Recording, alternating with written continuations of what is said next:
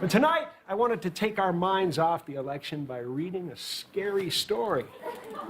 Saturday Night Live's Halloween-themed episode featured a very spooky situation for a lot of Americans. In its cold open, SNL tackled the presidential race, turning election anxiety into a scary Halloween story. Sitting next to decorations from Melania's what would be Christmas display that's actually Halloween decorations, Jim Carrey returned to play Joe Biden with a Halloween message. Also, it's Halloween. For some Trump voters, it's the only day they'll wear a mask. Kate McKinnon showed up as Hillary Clinton, and Maya Rudolph brought back her Senator Kamala Harris impression for the scary story. Carrie's Biden and Rudolph's Harris concluded with a strong message for voters. I'm sure it will be peaceful, no matter who has won. Though it's never a good sign when Walmart stops selling guns.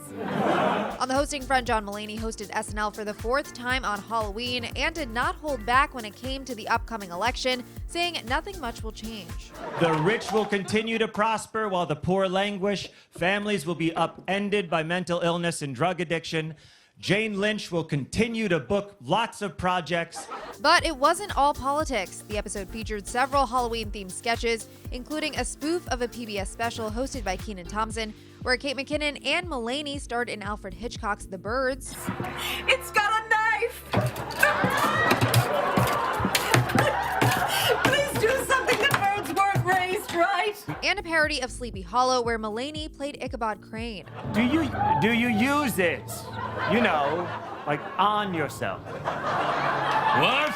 The episode also featured a lot of election-themed material, such as a digital sketch which showed New Yorkers in masks talking about being strong through the pandemic. Today, some things are different. But most things are exactly the same.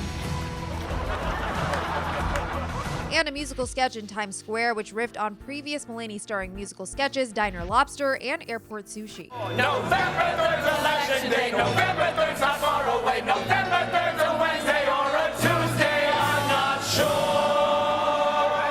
Elsewhere, SNL's Weekend Update was also very focused on the imminent presidential election, as well as COVID-19, touching on Trump's baseless claim that doctors make money off of COVID. That's our president, recently saved by doctors, saying doctors want more COVID for money. Which makes me think Trump only survived COVID so he wouldn't have to pay his doctors.